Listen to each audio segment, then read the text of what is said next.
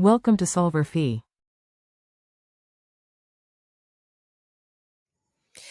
Okay, for this problem, we are trying to help a brewery figure out how many units of different kinds of beer to produce. And if you read through all of it in section A, you'll see that this is a minimization problem. We are trying to minimize production cost. So, what is the cost of producing this beer? Well, two kinds of beer we can produce, regular and a light beer. Regular beer costs $32,000 per unit. So $32,000 for every unit of regular beer. And I'm just going to mark that this is my regular y sub 1. It's always a good idea when you're using these variables in word problems, mark what they are. So when you get to the very end, you remember what you let each of your variables be to make sure you're reading your answer correctly at the end. Okay, so regular beer costs $32,000 per unit. Light beer costs $50,000 per unit. So those are our total production costs. Well, what are our constraints? Well, I need to first look at how many units of each of these beers I need to do. My regular beer, I need to produce at least 10 units. That's what we're going through right now with our regular customers. We're also going through 15 units of light beer monthly. So I have to have at least 15 units of light beer.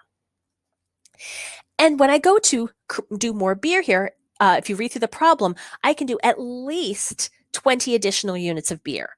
So if I add these, y sub 1 plus y sub 2, 25 units being produced already, 10 of one, 15 of another, I can do at least 20 more. So y sub 1 plus y sub 2 has to be greater than or equal to 45 when I'm already producing plus that minimum 20 unit increase.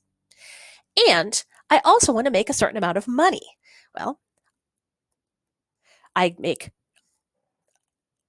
$120,000 in revenue for my regular beer, and I make $300,000 in revenue for my light beer.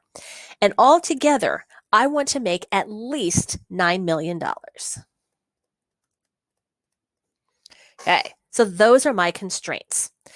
This is a minimization problem. I can write this as a maximization problem and solve it if I write the dual problem. So let's make a matrix with the coefficients and the constants. And let's start with our constraints first. Y sub 1 is 1. No y sub 2's. That's 10. Second one is 0, 1, and 15. Third one, 1, 1, and 45. And third, I'm going to have to write kind of small. In fact, I'm going to abbreviate K for 1,000, 120,000, 300,000, and 9 million. I'll expand these back out again when we're using them, but for now, it just makes my matrix a little bit easier to handle. Okay, and let's finish with our minimization, the objective function. That is 32,000, 50,000, and there is no constant. Okay, so let's transpose this matrix. That means my first row is now going to be my first column, and so on. So my first row, 1, 0, 10. That's now column 1. Row 2, 0, 1, 15. Row 3, 1, 1, 45. Row 4, 120,000, 300,000, and 9 million. And the last row becomes the last column, 32,000, 50,000, and 0. Okay, from here, we can write our dual problem, the maximization problem. So I want to maximize. Now remember, minimization, we typically use W's and subscripted Y's. Maximization problems, we typically use Z and subscripted X's. It's just a reminder that these are different problems. Even though they're related, the variables are different. So in order to find my new objective function, I look at that bottom. So Z equals 10x sub 1 plus 15x sub 2 plus 45x sub 3 plus 9 million x sub 4. Okay, what are our constraints? Well, we're going to find those from our other rows. X sub 1 plus x sub 3 plus 120,000 x sub 4 is going to be less than or equal to 32,000. And our second one, we have x sub 2 plus x sub 3 plus 300,000 x sub 4 is less than or equal to 50,000. Now, when we go to use our simplex method, we need to have some slack variables. So I'm just going to make a quick change. Instead of making these inequalities, I'm going to write them as our equalities with our slack variables added, S sub 1 and S sub 2. Okay, let's move up where we've got a little bit of room, and let's set this up. I have four x's, x1, 2, 3, 4, 2 slack variables, and z. And I'm trying to make this spread out with some room. If there's not enough room, we'll just write small. Okay, so let's put them in. Let's go through our constraints first. X sub 1, X sub 3, 120,000 X sub 4. First slack variable equals 32,000. Everything else are zeros. Second one, X sub 2, X sub 3, 300,000 X sub 4, plus our second slack variable equals 50,000. Everything else zeros out. And our maximization function, we're going to move everything to the left and set it equal to 0. So that gives us negative 10x sub 1 minus 15x sub 2 minus 45x sub 3 minus 9 million x sub 4 plus c. Okay, so let's try to solve this. First of all, we look at our bottom. We see we definitely have a large negative number here. So that's our column.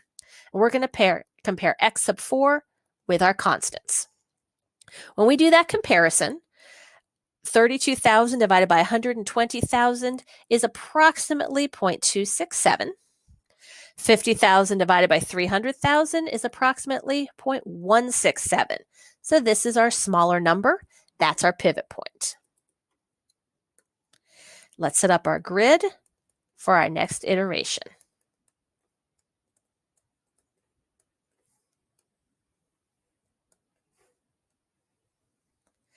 Since our pivot point is in the second row is going to be copied exactly as is.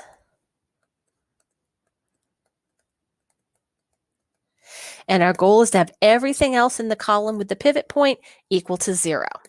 So I want to get rid of that 120,000 in row 1. To do that, we're going to take negative 2 times our second row plus 5 times our first row. And those will be our new first row values all the way across.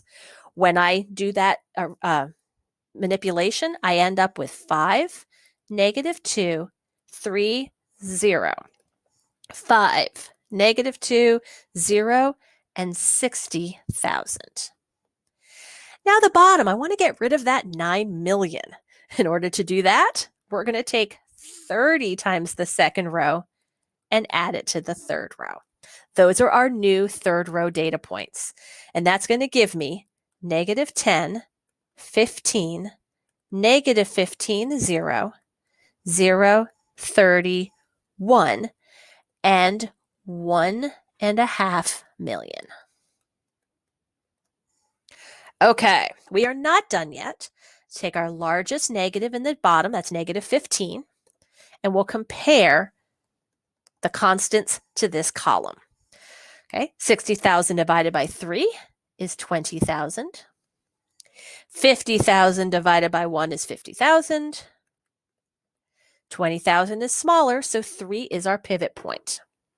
Let's move down a bit and get ready to do this again.